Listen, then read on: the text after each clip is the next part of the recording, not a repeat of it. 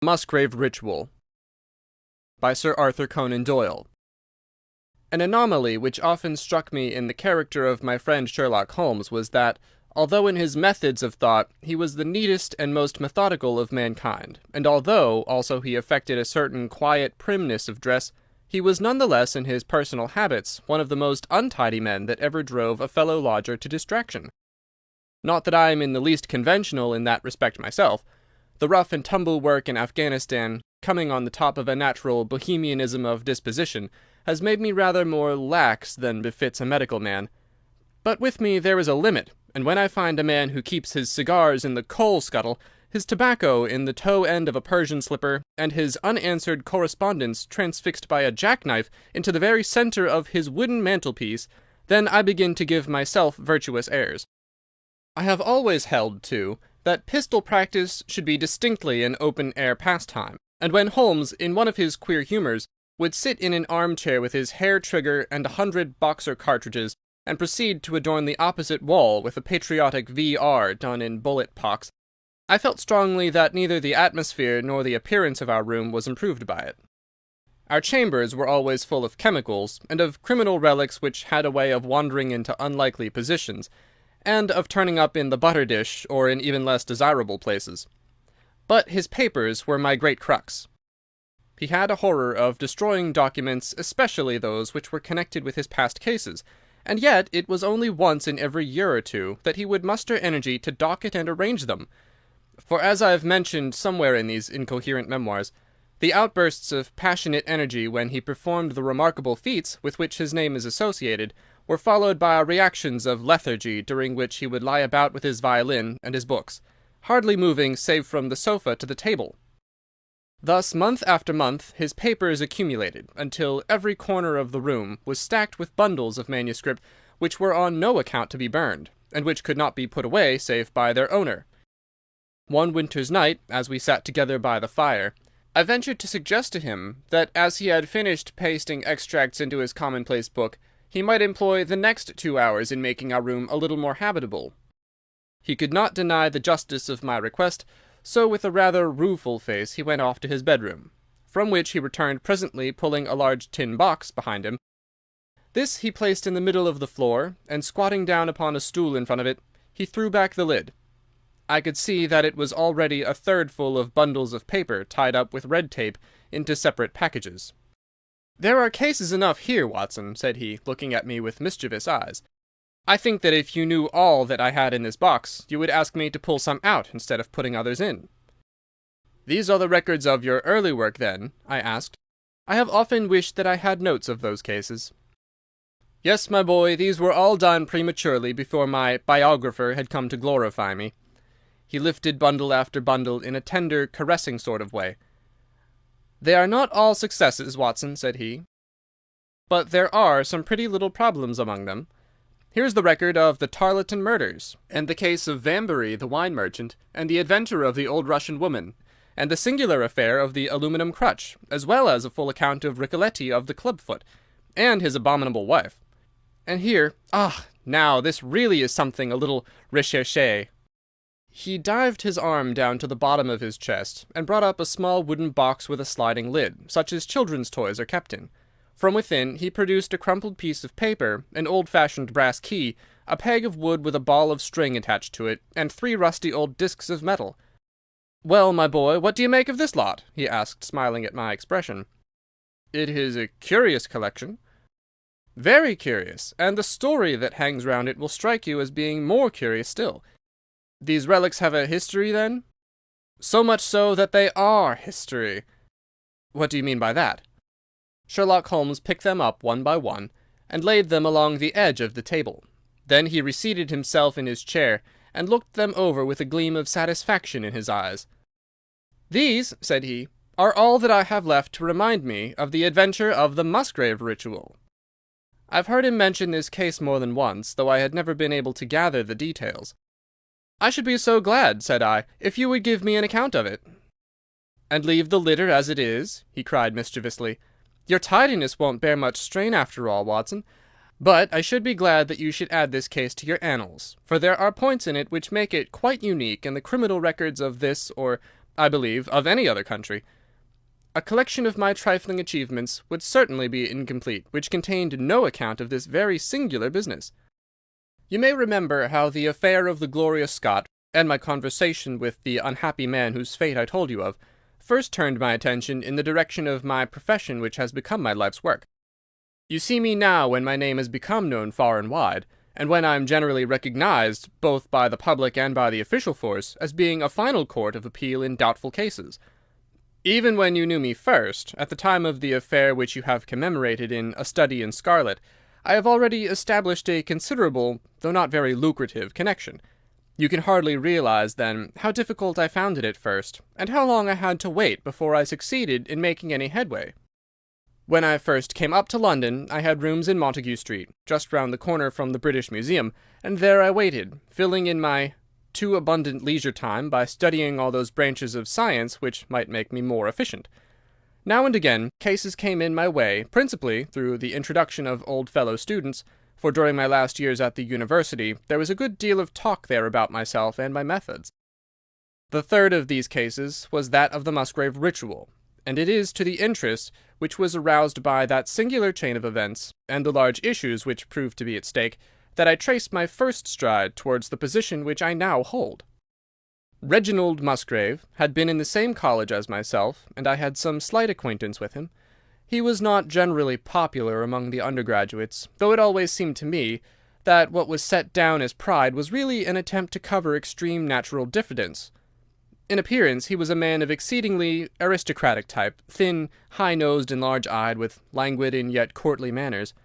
He was indeed a scion of one of the very oldest families in the kingdom, though his branch was a cadet one which had separated from the northern Musgraves some time in the 16th century, and had established itself in western Sussex, where the manor house of Hurlstone is perhaps the oldest inhabited building in the country. Something of his birthplace seemed to cling to the man, and I never looked at his pale, keen face or the poise of his head without associating him with grey archways and mullioned windows and all the venerable wreckage of a feudal keep.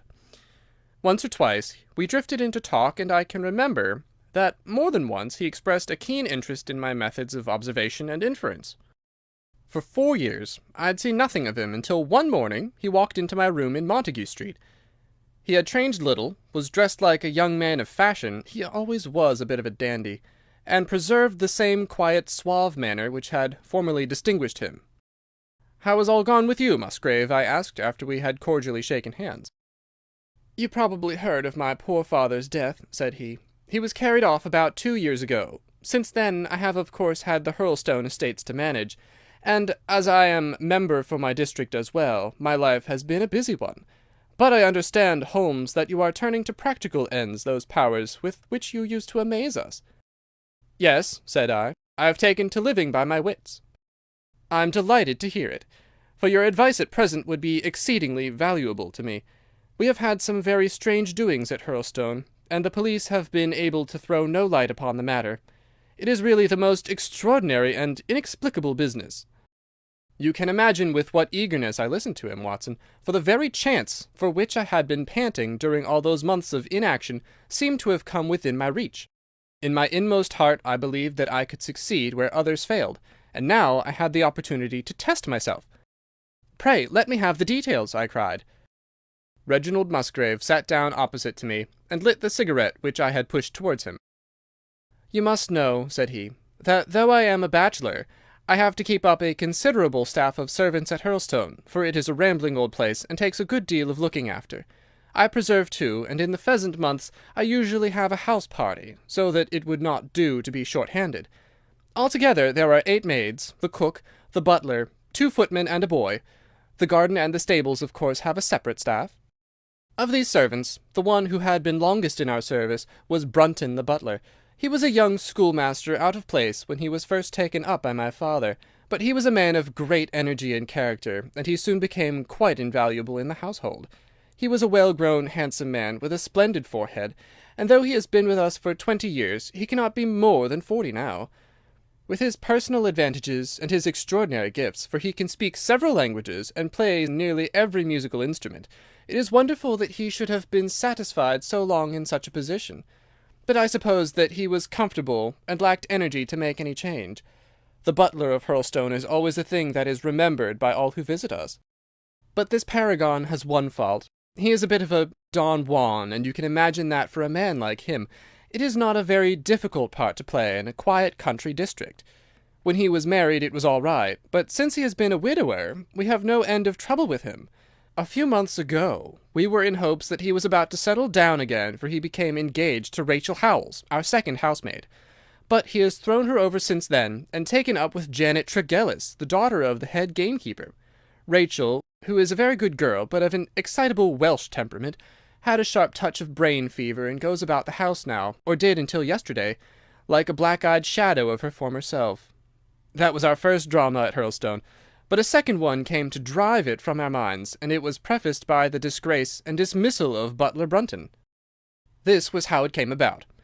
I have said that the man was intelligent, and this very intelligence has caused his ruin, for it seems to have led to an insatiable curiosity about things which did not in the least concern him. I had no idea of the lengths to which this would carry him, until the merest accident opened my eyes to it. I have said that the house is a rambling one. One day last week, on Thursday night to be more exact, I found that I could not sleep, having foolishly taken a cup of strong café noir after my dinner. After struggling against it until 2 in the morning, I felt that it was quite hopeless, so I rose and lit the candle with the intention of continuing a novel which I was reading. The book, however, had been left in the billiard-room, so I pulled on my dressing-gown and started off to get it. In order to reach the billiard-room, I had to descend a flight of stairs and then to cross the head of a passage which led to the library and the gun-room. You can imagine my surprise when, as I looked down this corridor, I saw a glimmer of light coming from the open door of the library. I had myself extinguished the lamp and closed the door before coming to bed. Naturally, my first thought was of burglars. The corridors at Hurlstone have their walls largely decorated with trophies of old weapons. From one of these I picked a battle-axe, and then, leaving my candle behind me, I crept on tiptoe down the passage and peeped in at the open door. Brunton the butler was in the library. He was sitting, fully dressed, in an easy-chair, with a slip of paper which looked like a map upon his knee, and his forehead sunk forward upon his hand in deep thought. I stood dumb with astonishment, watching him from the darkness. A small taper on the edge of the table shed a feeble light which sufficed to show me that he was fully dressed. Suddenly, as I looked, he rose from his chair, and walking over to a bureau at the side, he unlocked it and drew out one of the drawers. From this he took a paper, and returning to his seat, he flattened it out beside the taper on the edge of the table, and began to study it with minute attention. My indignation at this calm examination of our family documents overcame me so far that I took a step forward, and Brunton, looking up, saw me standing in the doorway. He sprang to his feet, his face turned livid with fear, and he thrust into his breast the chart-like paper which he had been originally studying. "So," said I, "this is how you repay the trust which we have reposed in you. You will leave my service to-morrow." He bowed with the look of a man who is utterly crushed, and slunk past me without a word. The taper was still on the table, and by its light I glanced to see what the paper was which Brunton had taken from the bureau. To my surprise, it was nothing of any importance at all, but simply a copy of the questions and answers in the singular old observance called the Musgrave Ritual. It is a sort of ceremony peculiar to our family, which each Musgrave for centuries past has gone through on his coming of age, a thing of private interest and perhaps of some little importance to the archaeologist, like our own blazonings and charges, but of no practical use whatever. "We had better come back to the paper afterwards," said I. "If you think it really necessary," he answered, with some hesitation. To continue my statement, however, I relocked the bureau, using the key which Brunton had left, and I had turned to go when I was surprised to find that the butler had returned and was standing before me. "Mr. Musgrave, sir," he cried, in a voice which was hoarse with emotion, "I can't bear disgrace, sir. I've always been proud above my station in life, and disgrace would kill me. My blood would be on your head, sir, it will indeed, if you drive me to despair. If you cannot keep me after what has passed, then for God's sake let me give you notice and leave in a month, as if of my own free will. I could stand that, Mr. Musgrave, but not to be cast out before all the folk that I know so well." "You don't deserve much consideration, Brunton," I answered. "Your conduct has been most infamous. However, as you have been a long time in the family, I have no wish to bring public disgrace upon you. A month, however, is too long. Take yourself away in a week, and give what reason you like for going."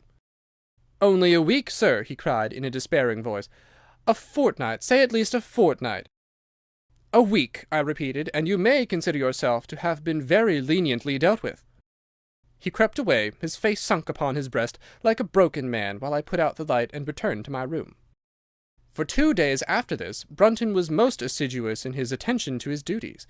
I made no allusion to what had passed, and waited with some curiosity to see how he would cover his disgrace. On the third morning, however, he did not appear, as was his custom, after breakfast to receive my instructions for the day. As I left the dining-room, I happened to meet Rachel Howells, the maid. I've told you that she had only recently recovered from an illness, and was looking so wretchedly pale and wan that I remonstrated with her for being at work. "You should be in bed," I said. "Come back to your duties when you are stronger." She looked at me with so strange an expression that I began to suspect that her brain was affected. "I'm strong enough, Mr. Musgrave," said she. "We will see what the doctor says," I answered. "You must stop work now, and when you go downstairs just say that I wish to see Brunton." "The butler is gone," said she. "Gone? Gone where?" "He's gone. No one has seen him. He's not in his room. Oh, yes, he's gone, he's gone." She fell back against the wall with shriek after shriek of laughter, while I, horrified at this sudden hysterical attack, rushed to the bell to summon help. The girl was taken to her room, still screaming and sobbing, while I made inquiries about Brunton. There was no doubt about it that he had disappeared. His bed had not been slept in, he had been seen by no one since he had retired to his room the night before, and yet it was difficult to see how he could have left the house, as both windows and doors were found to be fastened in the morning. His clothes, his watch, and even his money were in his room, but the black suit which he usually wore was missing. His slippers, too, were gone, but his boots were left behind. Where, then, could butler Brunton have gone in the night, and what could have become of him now? Of course, we searched the house from cellar to garret, but there was no trace of him. It is, as I have said, a labyrinth of an old house, especially the original wing, which is now practically uninhabited. But we ransacked every room and cellar without discovering the least sign of the missing man. It was incredible to me that he could have gone away leaving all his property behind him, and yet where could he be? I called in the local police, but without success. Rain had fallen on the night before, and we examined the lawn and the paths all around the house, but in vain. Matters were in this state when a new development quite drew our attention away from the original mystery. For 2 days, Rachel Howells had been so ill, sometimes delirious, sometimes hysterical, that a nurse had been employed to sit up with her at night. On the third night after Brunton's disappearance, the nurse, finding her patient sleeping nicely, had dropped into a nap in the armchair, when she woke in the early morning to find the bed empty, the window open, and no signs of the invalid. I was instantly aroused, and with the 2 footmen started off at once in search of the missing girl. It was not difficult to tell the direction which she had taken, for starting from under her window we could follow her footmarks easily across the lawn to the edge of the mere, where they vanished close to the gravel path which leads out of the grounds. The lake there is 8 feet deep, and you can imagine our feelings when we saw that the trail of the poor demented girl came to an end at the edge of it. Of course, we had the drags at once, and set to work to recover the remains, but no trace of the body could we find. On the other hand, we brought to the surface an object of a most unexpected kind. It was a linen bag, which contained within it a mass of old rusted and discoloured metal and several dull-coloured pieces of pebble or glass. This strange find was all that we could get from the mere, and although we made every possible search and inquiry yesterday, we know nothing of the fate either of Rachel Howells or of Richard Brunton. The county police are at their wits' end, and I have come up to you as a last resource." You can imagine, Watson, with what eagerness I listened to this extraordinary sequence of events, and endeavoured to piece them together, and to devise some common thread upon which they might all hang. The butler was gone. The maid was gone. The maid had loved the butler, but had afterwards had cause to hate him. She was of Welsh blood, fiery and passionate. She had been terribly excited immediately after his disappearance. She had flung into the lake a bag containing some curious contents. These were all factors which had to be taken into consideration, and yet none of them got quite to the heart of the matter. What was the starting point of this chain of events? There lay the end of this tangled line. "I must see that paper, Musgrave," said I, "which this butler of yours thought it worth his while to consult, even at the risk of the loss of his place." "It is rather an absurd business, this ritual of ours," he answered, "but it has at least the saving grace of antiquity to excuse it. I have a copy of the questions and answers here if you care to run your eye over them." He handed me the very paper which I have here, Watson, and this is the strange catechism to which each Musgrave had to submit when he came to man's estate. I will read you the questions and answers as they stand. Whose was it? His who is gone. Who shall have it? He who will come. Where was the sun? Over the oak. Where was the shadow? Under the elm. How was it stepped? North by 10 and by 10, east by 5 and by 5, south by 2 and by 2, west by 1 and by 1, and so under. What shall we give for it? All that is ours. Why should we give it? For the sake of the trust. The original has no date, but is in the spelling of the middle of the 17th century, remarked Musgrave. I am afraid, however, that it can be of little help to you in solving this mystery. At least, said I, it gives us another mystery, and one which is even more interesting than the first. It may be that the solution of the one may prove to be the solution of the other. You will excuse me, Musgrave, if I say that your butler appears to me to have been a very clever man, and to have had a clearer insight than 10 generations of his masters. I hardly follow you, said Musgrave. The paper seems to me to be of no practical importance. But to me it seems immensely practical, and I fancy that Brunton took the same view. He had probably seen it before that night on which you caught him. It is very possible. We took no pains to hide it. He simply wished, I should imagine, to refresh his memory upon that last occasion. He had, as I understand, some sort of map or chart which he was comparing with the manuscript, and which he thrust into his pocket when you appeared. That is true. But what could he have to do with this old family custom of ours? And what does this rigmarole mean? I don't think that we should have much difficulty in determining that, said I. With your permission, we will take the first train down to Sussex, and go a little more deeply into the matter upon the spot. The same afternoon saw us both at Hurlstone. Possibly you have seen pictures and read descriptions of the famous old building, so I will confine my account of it to saying that it is built in the shape of an L, the long arm being the more modern portion, and the shorter the ancient nucleus from which the other had developed. Over the low, heavily linteled door, in the centre of this old part, is chiselled the date 1607, but experts are agreed that the beams and stonework are really much older than this.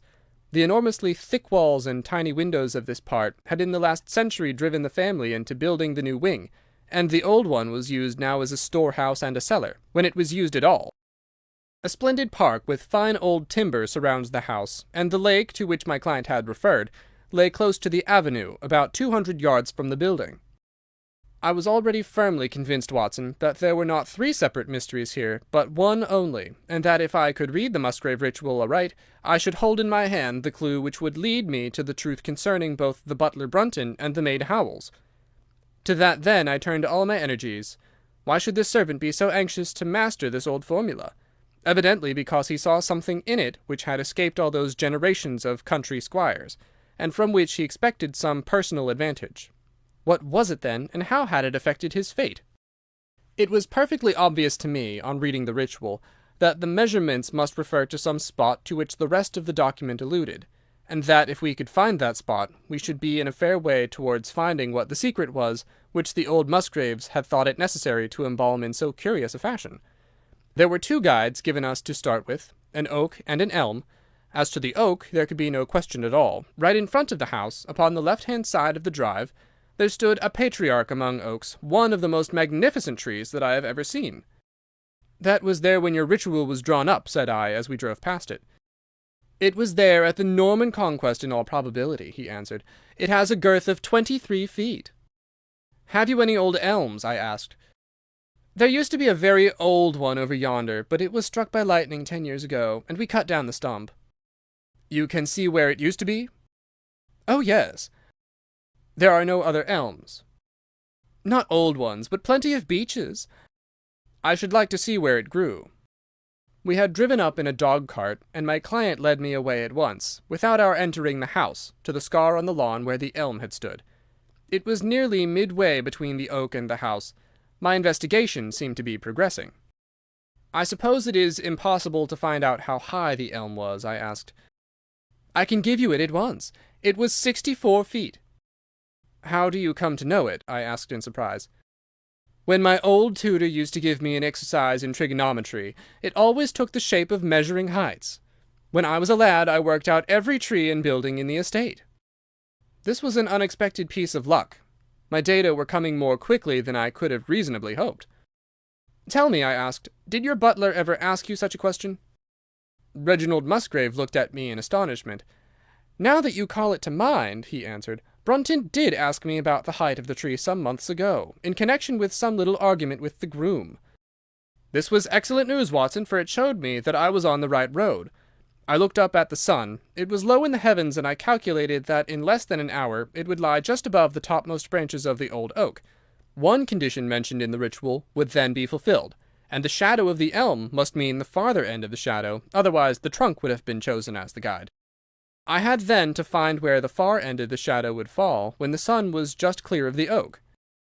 That must have been difficult, Holmes, when the elm was no longer there. Well, at least I knew that if Brunton could do it, I could also. Besides, there was no real difficulty. I went with Musgrave to his study and whittled myself this peg, to which I tied this long string with a knot at each yard. Then I took 2 lengths of a fishing rod, which came to just 6 feet, and I went back with my client to where the elm had been. The sun was just grazing the top of the oak. I fastened the rod on end, marked out the direction of the shadow, and measured it. It was 9 feet in length. Of course, the calculation now was a simple one. If a rod of 6 feet threw a shadow of 9, a tree of 64 feet would throw one of 96, and the line of the one would of course be the line of the other.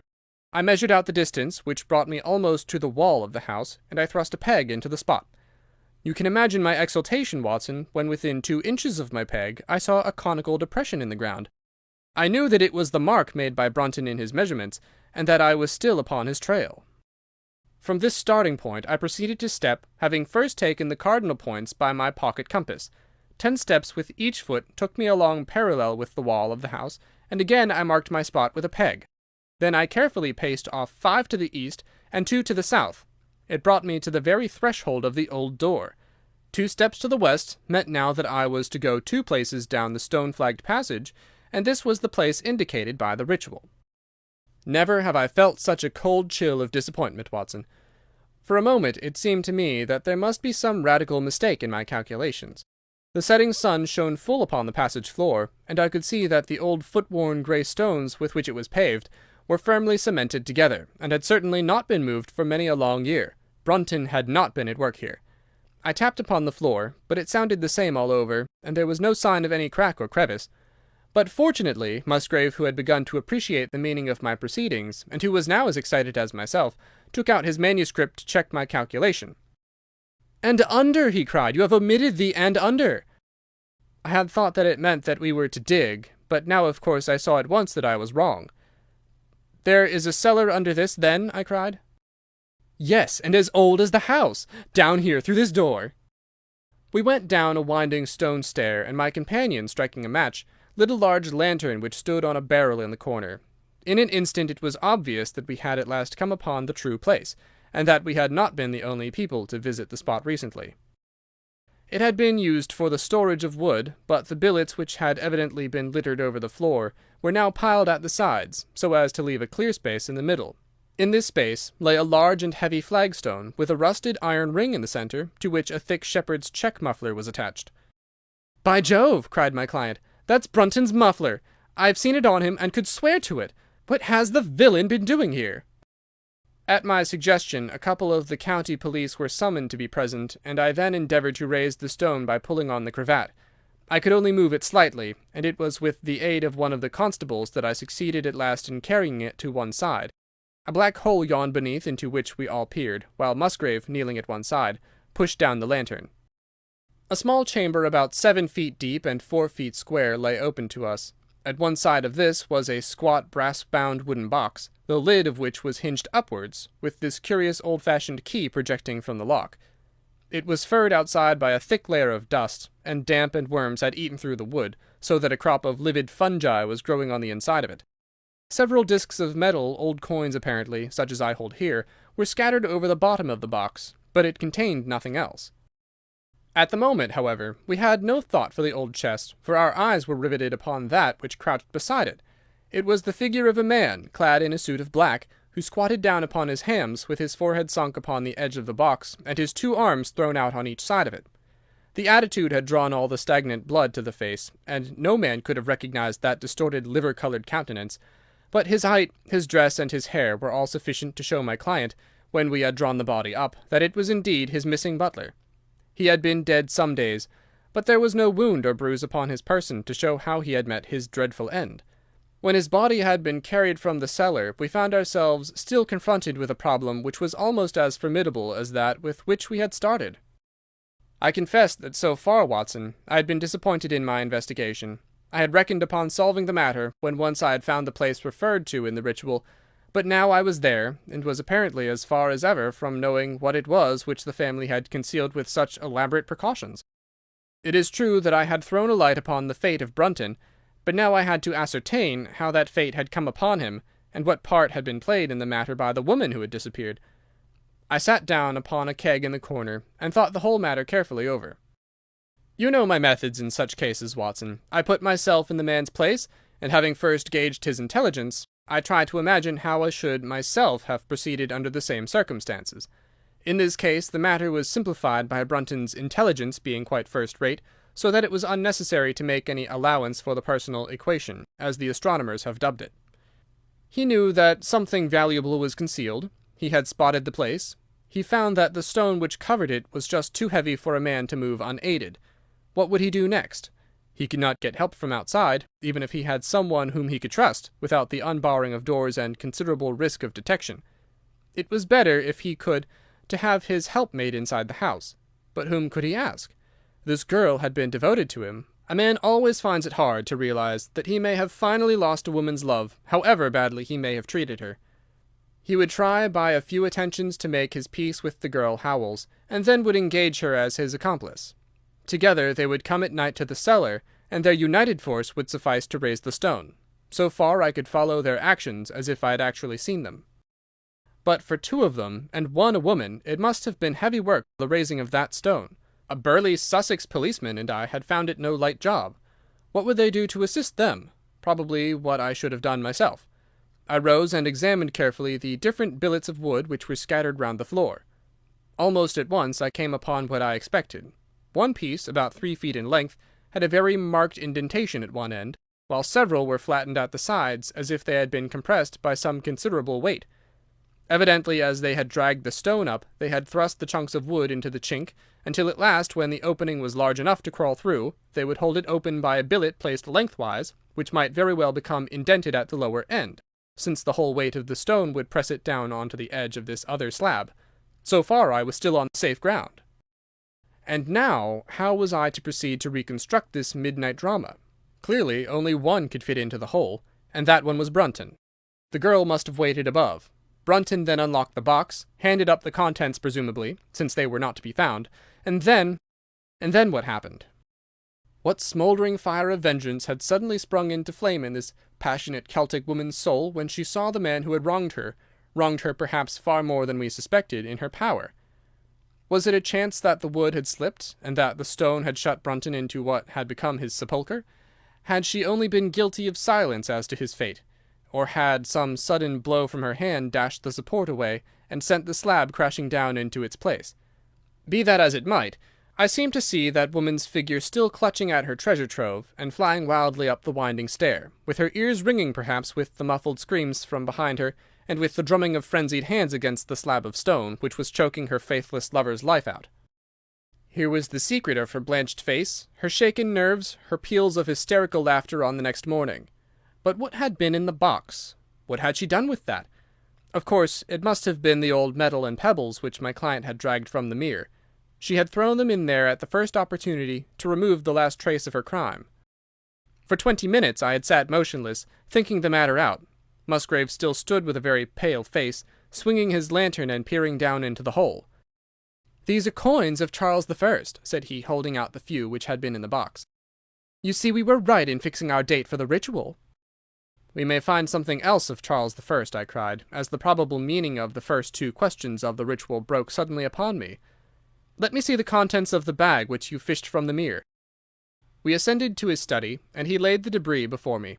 I could understand his regarding it as of small importance when I looked at it, for the metal was almost black and the stones lustreless and dull. I rubbed one of them on my sleeve, however, and it glowed afterwards like a spark in the dark hollow of my hand. The metalwork was in the form of a double ring, but it had been bent and twisted out of its original shape. "You must bear in mind," said I, "that the royal party made head in England even after the death of the king, and that when they at last fled they probably left many of their most precious possessions buried behind them, with the intention of returning for them in more peaceful times. My ancestor, Sir Ralph Musgrave, was a prominent cavalier and the right-hand man of Charles the Second in his wanderings," said my friend. "Ah, indeed!" I answered. "Well, now, I think that really should give us the last link that we wanted. I must congratulate you on coming into the possession, though in rather a tragic manner, of a relic which is of great intrinsic value, but of even greater importance as an historical curiosity." "What is it, then?" he gasped in astonishment. "It is nothing less than the ancient crown of the kings of England." "The crown?" "Precisely. Consider what the ritual says. How does it run? Whose was it? His who is gone. That was after the execution of Charles. Then who shall have it? He who will come. That was Charles the Second, whose advent was already foreseen. There can, I think, be no doubt that this battered and shapeless diadem once encircled the brows of the royal Stuarts." "And how came it in the pond?" "Ah, that is a question that will take some time to answer." And with that I sketched out to him the whole long chain of surmise and of proof which I had constructed. The twilight had closed in, and the moon was shining brightly in the sky before my narrative was finished. "And how was it, then, that Charles did not get his crown when he returned?" asked Musgrave, pushing back the relic into its linen bag. "Ah, there you lay your finger upon the one point which we shall probably never be able to clear up. It is likely that the Musgrave who held the secret died in the interval, and by some oversight left this guide to his descendant without explaining the meaning of it. From that day to this it has been handed down from father to son, until at last it came within reach of a man, who tore its secret out of it and lost his life in the venture. And that's the story of the Musgrave Ritual, Watson. They have the crown down at Hurlstone, though they had some legal bother and a considerable sum to pay before they were allowed to retain it. I am sure that if you mentioned my name they would be happy to show it to you. Of the woman nothing was ever heard, and the probability is that she got away out of England and carried herself and the memory of her crime to some land beyond the seas.